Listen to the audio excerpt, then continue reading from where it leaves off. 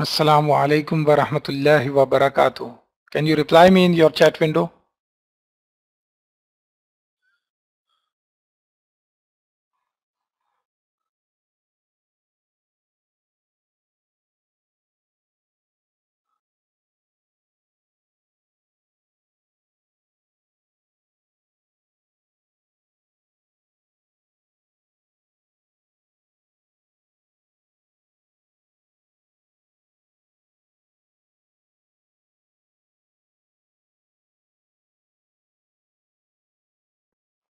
Hello? You can hear me?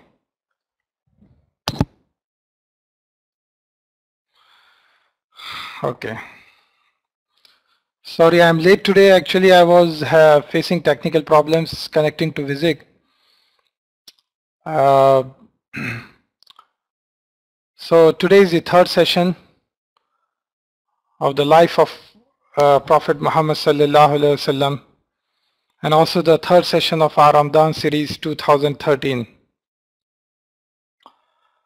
In the previous two sessions, we mentioned about the importance of Surah, the description of Surah, Seerah, and also we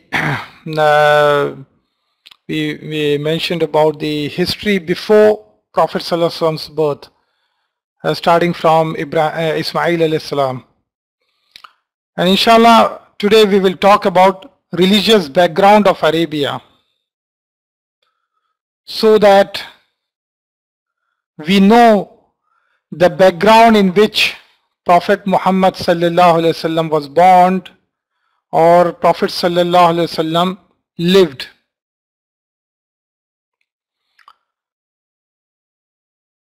Obviously, the Arabs, they started on Tawheed.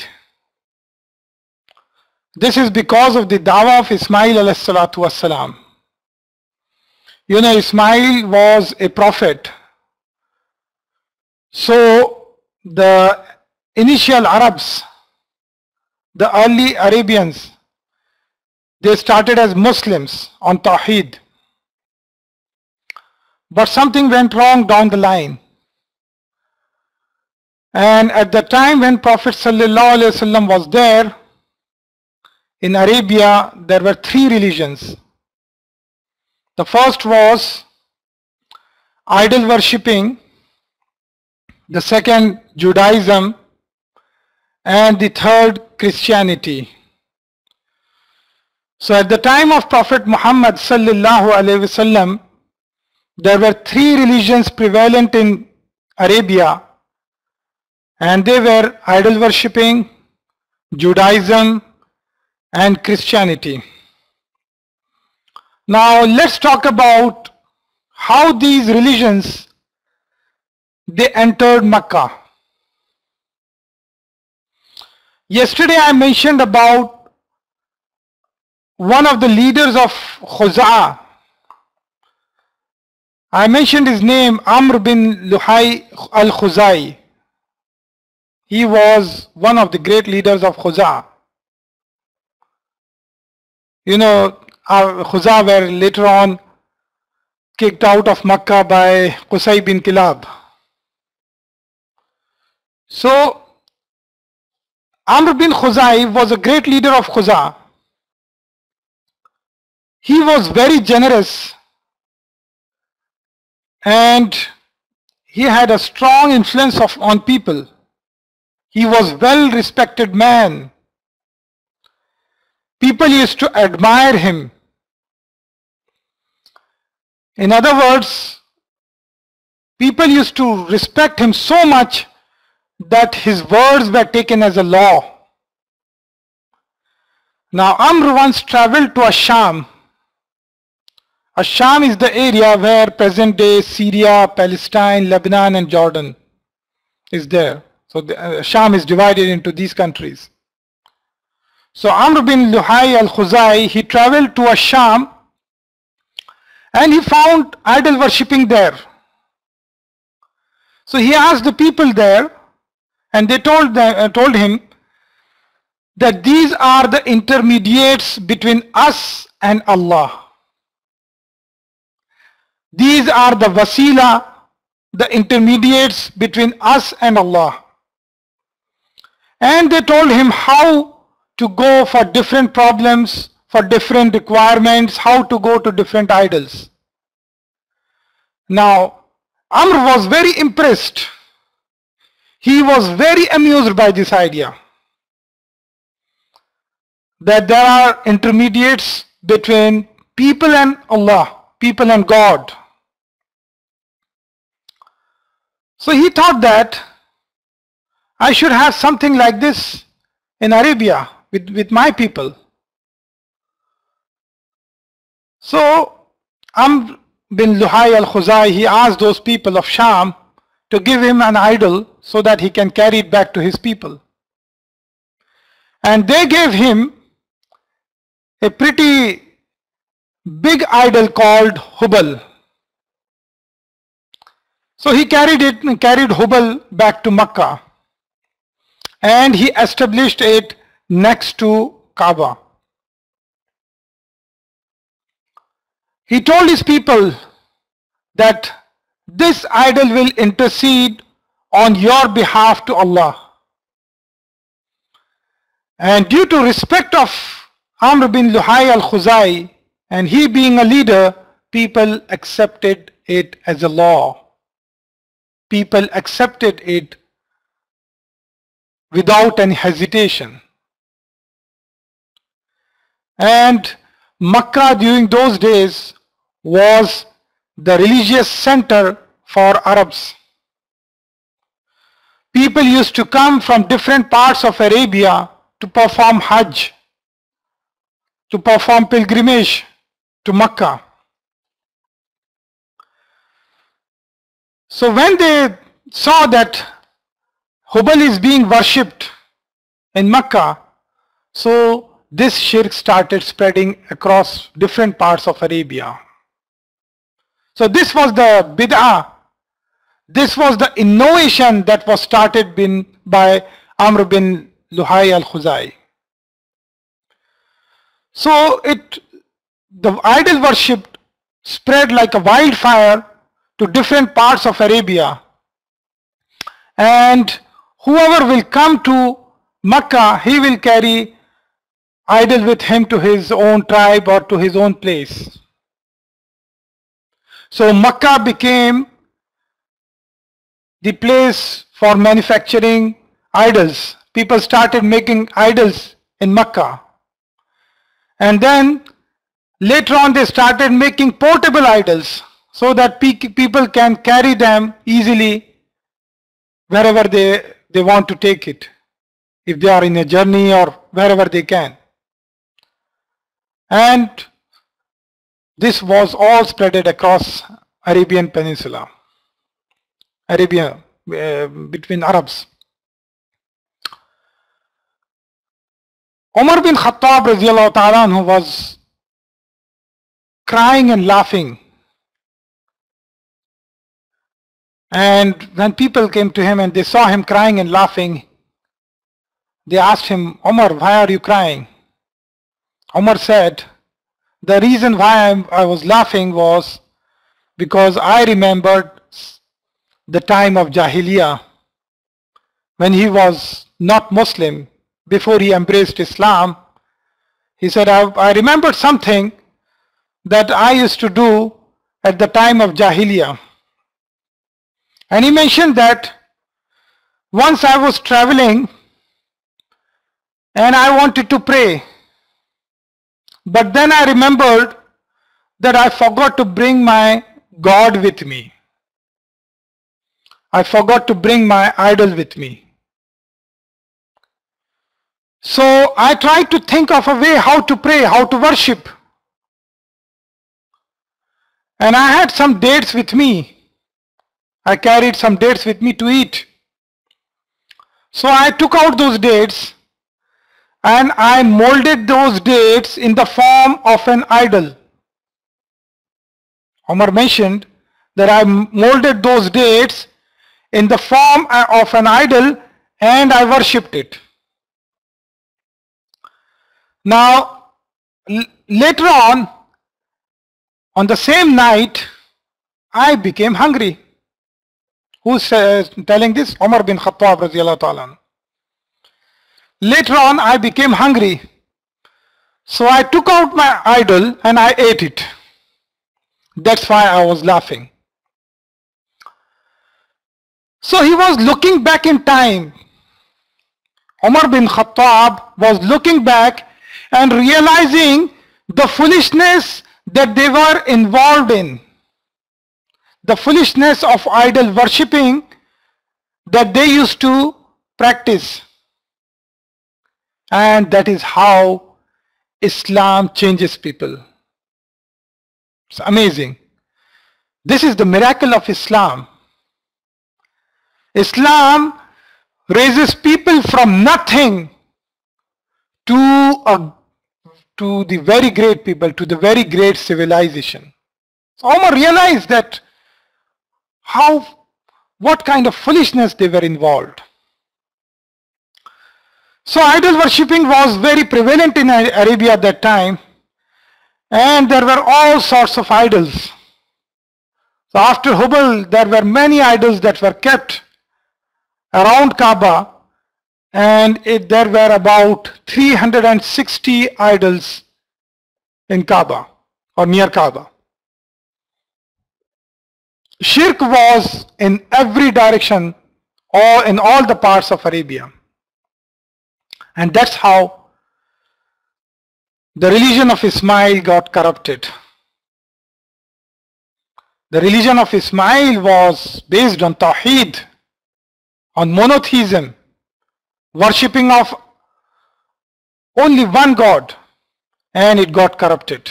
And who started this? It was started by Amr bin Luhai al-Khuzai. Rasulullah sallallahu alayhi wasallam mentioned,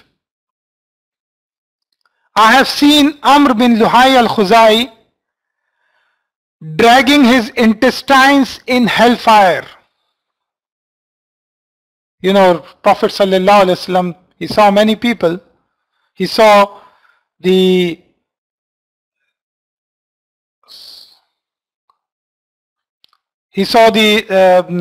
things in Jannah and Jahannam. So he said, I have seen Amr bin Luhai al-Khuzai dragging his intestines in the hellfire. And why was that? Because he was the first man to introduce idol worship in Arabia. Can everyone hear, no? Hello? Yeah. So what about Judaism? So this was how idol worshipping came to Arabia. Now Judaism, the Jews, when Romans, they destroyed Jerusalem, Jews, they were dispersed in different parts of Arabia. Many Jews, they came to Arabia. And in their literature, in their books, they were promised that there is a land in which the Prophet is going to come. And they were looking for the signs. There were some signs mentioned in their books. The signs where the Prophet will be coming. So they found these signs in Medina and few other places. So some of the Jews, they came to Medina and they got settled there, waiting for the Prophet to come. And there were 3 tribes in Medina who settled there. They are called Banu Qainuqa, Banu Nazir, and Banu Qurayda. So these 3 tribes, they got settled in Medina. During that time, Yemen was ruled by one king called Tabbana Sa'd. Now Tabbana Sa'd, once he was traveling to Asham for some business trip, and while he was passing through Medina, he left his son there to do some business. So Tabbana Sa'd was a king of Yemen, and on his way to Asham, he left his son in Medina to do some business, And he thought that during his return from Asham, he will take his son with him. But what happened? When his son was staying in Medina, the people of Medina killed his son. So when Tabban Asad, he returned and he came to hear this news about his son, he decided to destroy Medina. And he was having a huge army with him. Compared to Medina, the army of Medina, his army was very huge. He could have crushed the army of Medina very easily. But what happened? Two rabbis of Jews, they came out of Medina and they met Tabban Asad. And they told to him that this place, the place of Medina, this place is protected by God. If you attempt to destroy it, Allah will destroy you. So these two Jewish rabbis, they came out and they convinced Tabban Asad. They showed him the signs that is mentioned in their literature, in their books, and they convinced Tabban Asad that this is a sacred city, and if you will try to destroy this city or attack this city, then Allah will destroy you. Tabban Asad not only agreed to withdraw his troops, to withdraw his army and stop attacking Medina, but he also was very impressed by this religion, by Jewish religion. And he wanted to become Jewish himself. So what did he do? He invited these two rabbis to come with him to Yemen and preach Islam, to preach Jewish religion there. And they agreed. So Tabban Asad went with these Jewish rabbis to Yemen, and they were given freedom and encouragement to spread Judaism. So they were freely spreading Judaism in the area of Yemen. And many people in Yemeni tribes, they accepted Judaism. So these were the converted Jews. The Jews in Yemen, they were the converted Jews. That's how Jewish religion came to Arabia. So Judaism came in two forms. In Medina and Khaybar area, the Jews who were in Medina and Khaybar area, they were ethnic Jews. While in Yemen, the Jews were ethnic Arabs, but they were converted Jews. And one thing we come to know from this is, at one time, Jews used to preach their religion, but later on they left, and now they do not do it now. They do not preach their religion, they do not invite others to accept Judaism. So this is how Judaism or Jewish religion, it entered into Arabian region. Now what about Christianity? When Isa alayhi salam was taken away, was sent, he was lifted, some of his followers, they dispersed into different areas. And Christianity was dividing into many sects. And many of them, they became disbelievers. However, there were very few Christians, very few believers who remained, and they were following the true Christian faith. They were following the true message of Isa alayhi salatu wasalam, which was calling towards worshipping one God, monotheism. And one of these Christian men, they made their way to Yemen, and he started preaching Christianity there. This man came to the area of Najran in Yemen. So the religion of Christianity was spreading secretly and slowly in this area. Now, during this time, Tabban Asad was no more there. He died, and Yemen was ruled by his son, whose name is Zu Nawas. Whose name was Zu Nawas. Now, when he came to know that this Christianity is being spread in his kingdom, so he banned this religion and he crucified its followers. There is a story that is mentioned in Sahih Muslim. In one of the hadiths in Sahih Muslim, a story is mentioned about the king and the young boy. And many Islamic scholars, they attribute this story to Zu Nawas and the Christians of Najran. Now the story is, there was a king who used to deal in magic, and he had a sorcerer as his advisor. His advisor was a magician, a sorcerer. Now this sorcerer was becoming very old. He was old in age. And he told to king that I might pass away any moment, so I need to train someone very young, so that he will take my place.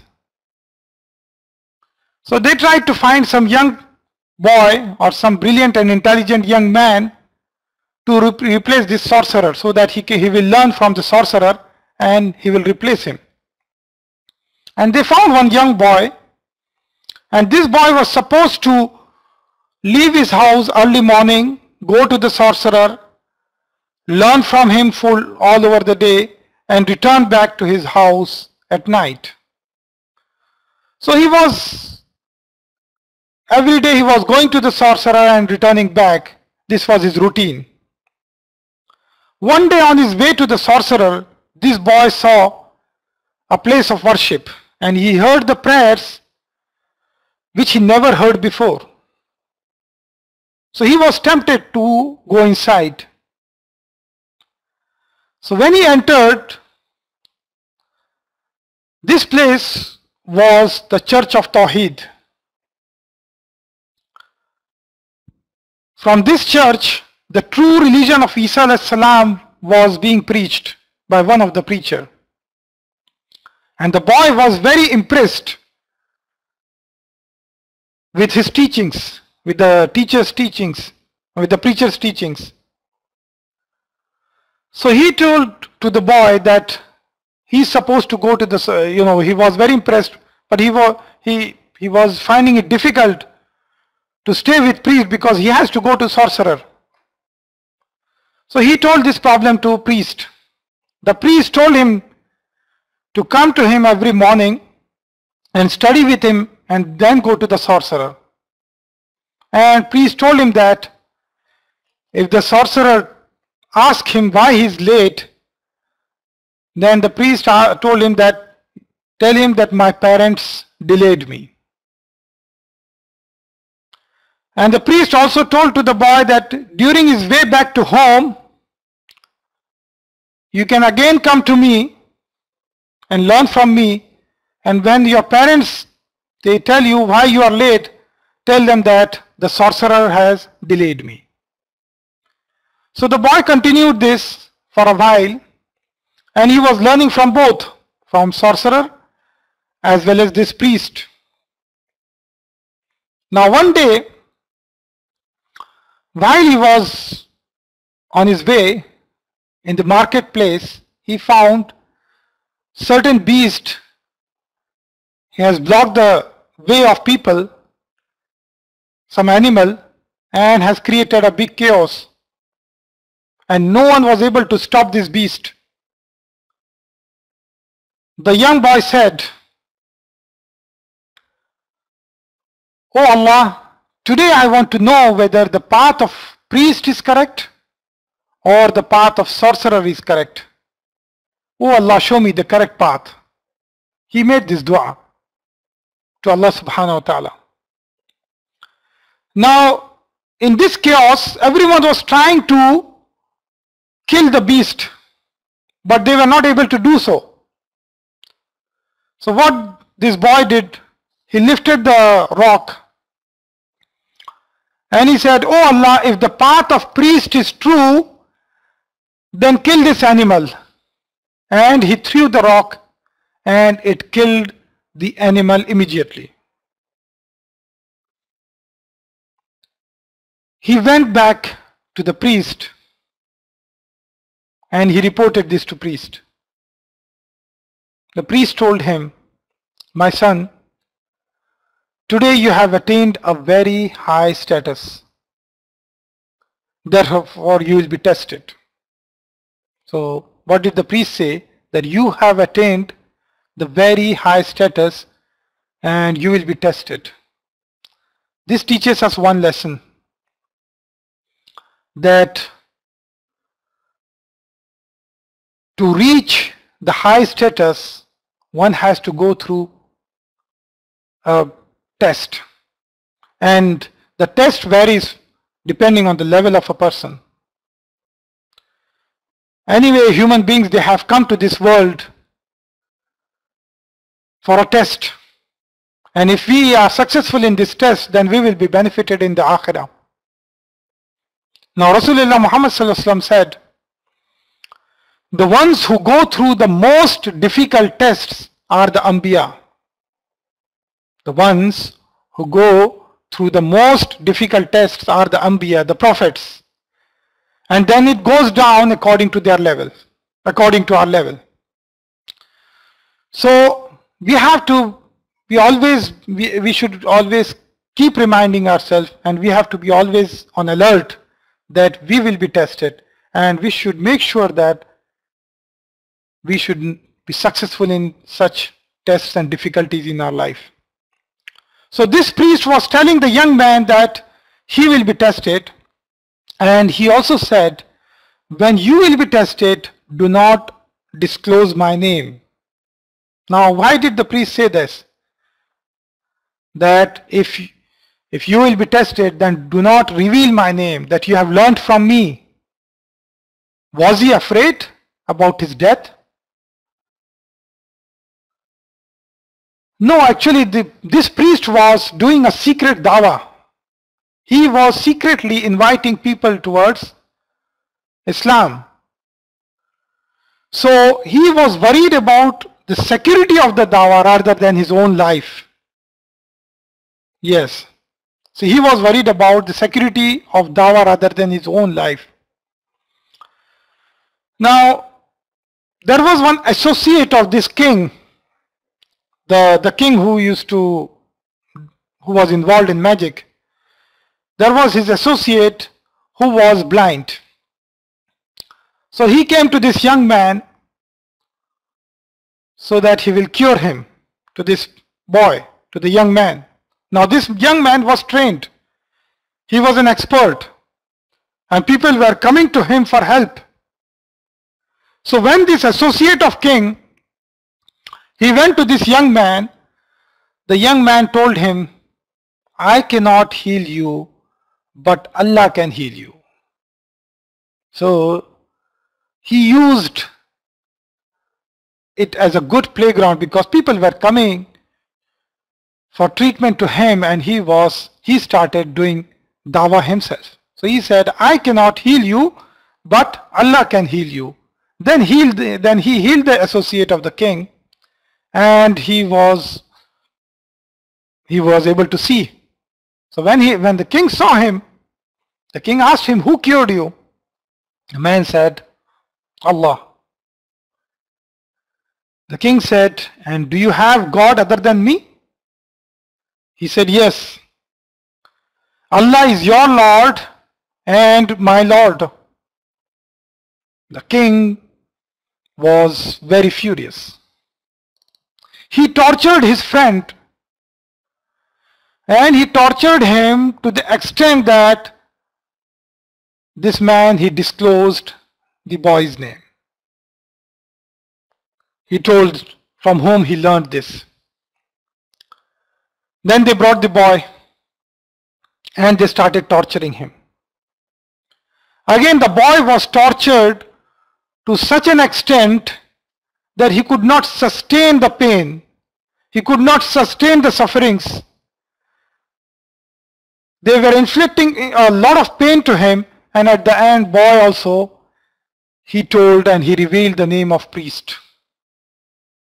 So eventually, they brought the priest, and when priest was with them, they asked him to give up his religion, but the priest refused. So they brought a saw. They brought a saw and they placed above his head and they cut him into two. And the priest did not give his religion. He preferred death. That was the courage of priest. Now they were left with the boy. So the king ordered, throw this boy from the top of the cliff. The boy prayed, "Oh Allah, take care of them the way you want."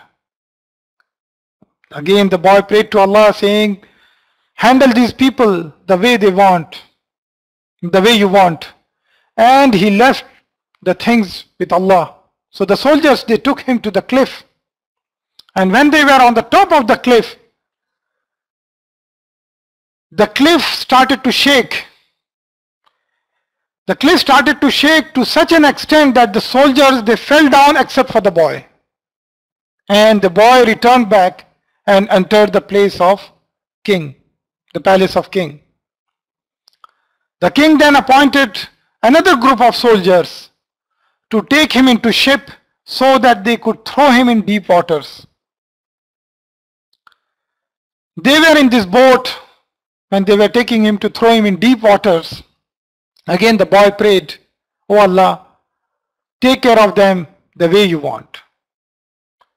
And the boat overturned and they were all drowned except for the boy. The boy returned back again. The thing, what happened, the king was ready to appoint another group of soldiers to take him away. But this time the boy told to king, "Wait a minute." He said, "Wait, if you want to really kill me, listen to me. You will not be able to kill me unless and until you follow me or you follow my instructions." The king said, "What?" The boy said, "You tie me to a tree and you gather everyone. Let everyone see me. And you bring an arrow and you say, 'Bismillah, the Lord of the boy.' Then you will be able to kill me." So the boy gave the prescription to kill. And the king followed his instructions.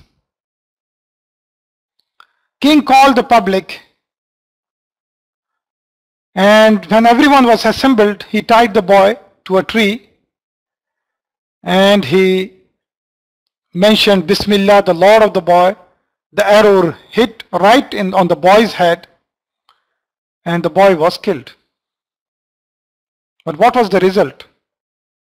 When everyone witnessed that, all the people who were watching, they all accepted Islam. They all accepted the religion of that boy, the religion of that priest. So the advisors of the king, they told him, "What we were afraid of has already happened. The whole purpose of killing this boy was to get rid of this religion. But now they ended up, the whole nation, becoming Muslims." So king became more furious. He ordered his soldiers to dig trenches. And when they dug up trenches, he asked them to fill with wood and ignite them. And anyone who refused to give up his religion, he would ordered them to be pushed into the fire. So they burnt many people alive. Many people who refused to give up their faith were pushed into the fire. They all preferred death. Rasulullah Muhammad Sallallahu Alaihi Wasallam mentioned, there was a woman with her child in her arms, and she was walking towards the fire. She was carrying infant in her arms, and when she was walking towards the fire, she hesitated, not for her life, but for the life of that infant. What happened? The infant spoke.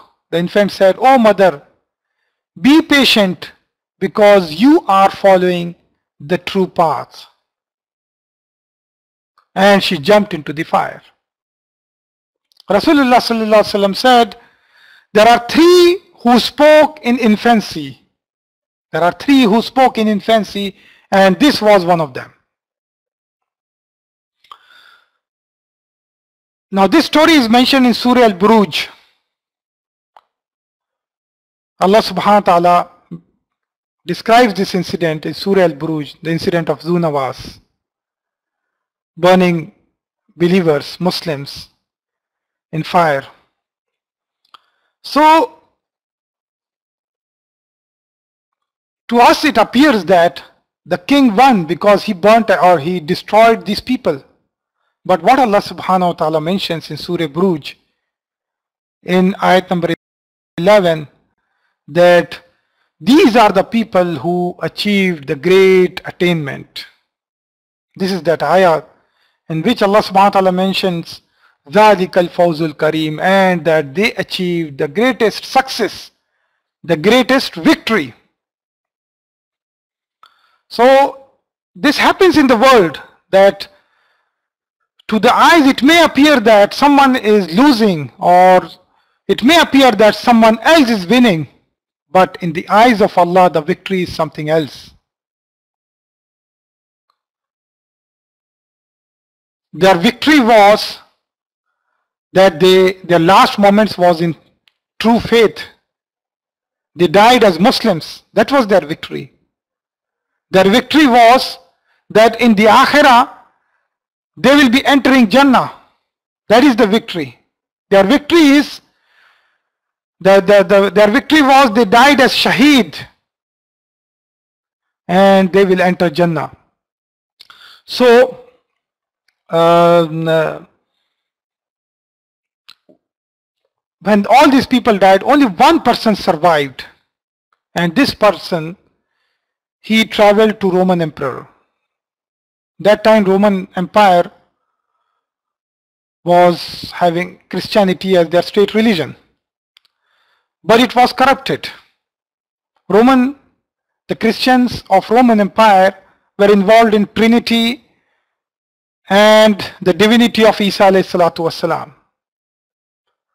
So this man, he went to Roman Emperor asking for help. The Roman Emperor said, "We are too far from Yemen, but what I can do is I can send a message to Najashi of Abyssinia. I can send a message to Najashi." Najashi was another king of Abyssinia, and he was Christian. So the Roman Emperor, he sent a message to Najashi, and Najashi, to take a revenge of Christians who were burned by Zu-Nawas, Najashi sent an army led by one army general called Aryat. So Najashi sent an army to take revenge for these Christians. Aryat was the general of the army, and he went to Yemen and he invaded Yemen and fought Zu-Nawas. When Zu-Nawas lost the battle, he committed suicide by jumping in Red Sea. So the Abyssinian general, he started ruling this part of Yemen. Aryat was ruling Yemen. But what happened? Another army general within his army, he revolted against Ariyat after a few days. Now this army general, his name was Abraha. He revolted against Ariyat. And there were two groups fighting with each other. Now Ariyat was a very wise person. Ariyat told to Abraha that if we kill each other, the people of the land will take over.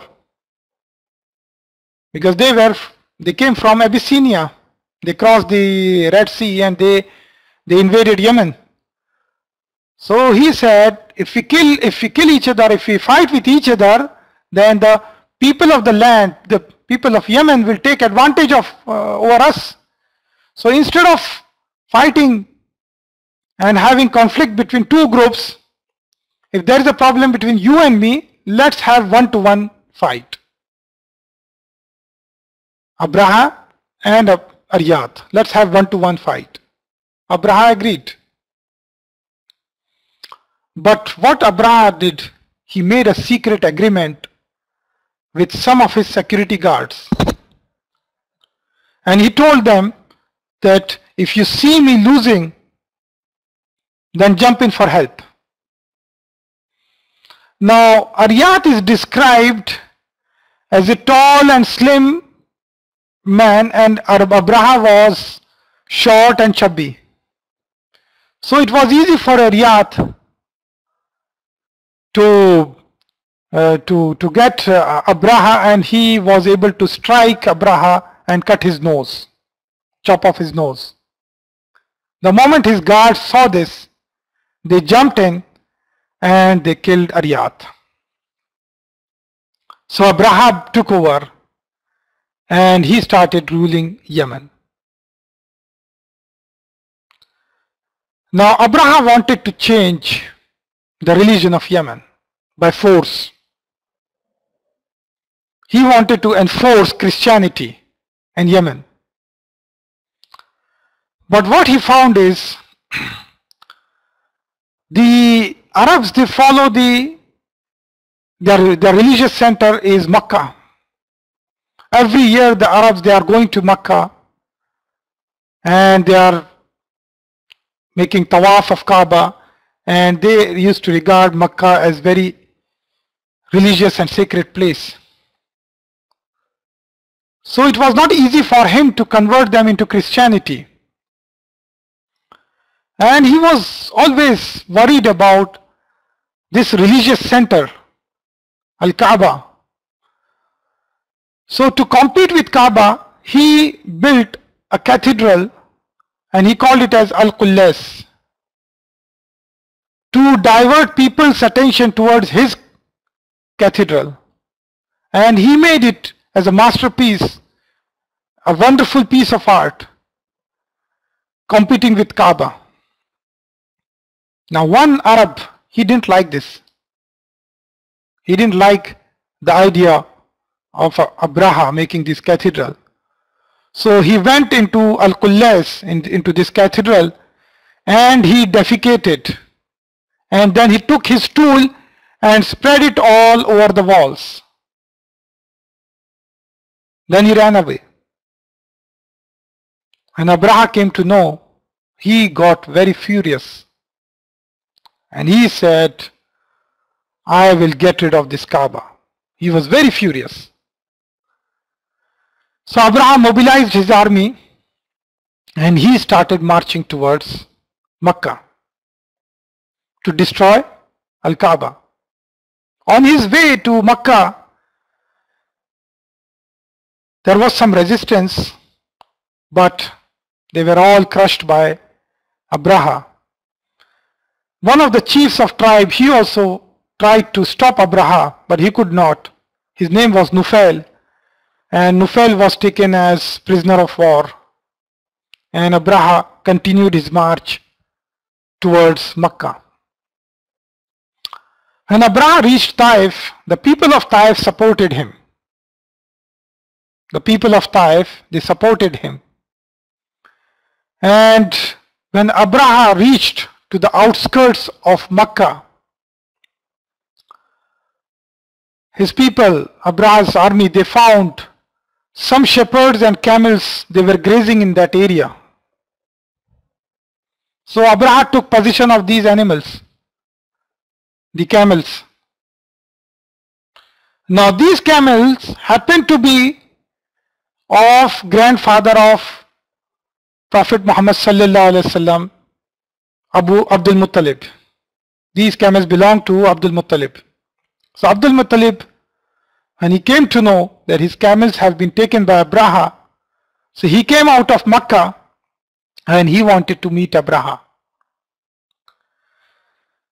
Abdul Muttalib happened to be a friend of Nufail, the person who was captured by Abraha and his army, and he was made prisoner of war. So Abdul Muttalib knew this person and he was his friend. So he went to Nufail and he told him that he wants to see Abraha. And Nufail, during his journey, when he was prisoner of war with Abraha, during his journey he made friendship with a man called Unais. Now this Unais was very important figure in Abraha's army. He was having a special post because he was the pilot of elephant. So Abraha was easily reachable to Unais. So Nufail told to Abdul Muttalib that he will try to arrange a meeting through his friend Unais. And Abdul Muttalib managed to meet Abraha. When Abdul Muttalib walked in, the personality of Abdul Muttalib was very strong. He had a very strong presence on people. When people used to look at him, they used to respect him just seeing him. That was the personality of Abdul Muttalib. And when Abdul Muttalib walked in to Abraha, he was full of respect for Abdul Muttalib. Normally when Abraha used to meet people, he used to sit on his throne and people would sit below his feet. The visitors would sit below his feet because his throne used to be on a very high place. But when he saw Abdul Muttalib coming, he came down his throne and he sat next to Abdul Muttalib. And he was expecting, actually Abraha, when he knew that someone will come from the people of Makkah to negotiate with him, they may come to make some kind of a compromise, to request him that please don't attack Makkah, don't destroy Kaaba. So he was expecting this. So he came, he sat with Abdul Muttalib. So Abdul Muttalib told to the interpreter, there was an interpreter between them, he told to the interpreter that Abraha has taken possession of 200 of his camels and I want them back. Abraha was surprised to hear this from Abdul Muttalib. He was expecting that Abdul Muttalib came for he came for negotiation or to have some kind of a compromise. But he was asking here for his 200 camels. He was surprised. He was not expecting this, especially when he was impressed by his personality. He was not expecting that Abdul Muttalib will come just for his 200 camels. So he responded and he said, when I saw you, I had so much of respect, but it is all lost. I have lost all of that respect. I have come to destroy your honor. Abraham mentioned that I have come to destroy your honor, the honor of your fathers. I have come to destroy Al-Kaaba. I have come to destroy the center of your livelihood. And here you are asking me about your camels? Abdul Muttalib, he gave a very good reply to Abraha. He said, Kaaba. Did I mention something else? Yeah. He mentioned that I have come to destroy Al-Kaaba, yes. So Abdul Muttalib responded, I am the owner of camels and I am responsible for it. So I came to negotiate about my camels. I came to get my camels. Now regarding Baytullah, regarding Al-Kaaba, it belongs to Allah. So Allah will protect it. That was the reply of Abdul Muttalib. That I am the owner of my camels, so I can ask my camels. But the house of Kaaba, it belongs to Allah, so Allah is there to protect it. I cannot protect that house. That was the reply of Abdul Muttalib. Anyway, Abraha asked his people to release his camels, and Abdul Muttalib, he took his camels and he went back. Abdul Muttalib, when he went to Makkah, he told to the people of Makkah not to fight. He gave clear instructions to his people not to fight and withdraw from Makkah. So all the people, they left Makkah into the mountains surrounding Makkah. Abdul Muttalib was the last to leave. He was praying to Allah, holding the handle of the door of Kaaba to protect his house. And Abdul Muttalib, he left. Now Abraha issued instructions to the army to proceed. But what happened? The elephants refused to move. Whenever they are turned to the other direction of, they would run. But whenever they are turned towards Makkah, they would sit and they would not move. Now this was the miracle of Allah. They started beating elephants. They started poking them with spears. But the elephants started bleeding, but they would not move. They would not move towards Makkah. They would run away in the other directions, but not move towards Makkah. Eventually, they decided to leave elephants and they moved forward. Now, the moment they moved forwards, what happened? Allah sent the army of soldiers. And what was the army? The birds. Allah subhanahu wa ta'ala sent the birds to attack this big army of Abraha. See, anything can be a soldier for Allah subhanahu wa ta'ala. For Allah subhanahu wa ta'ala, the wind can be a soldier. The water can be a soldier. The animals can be a soldier.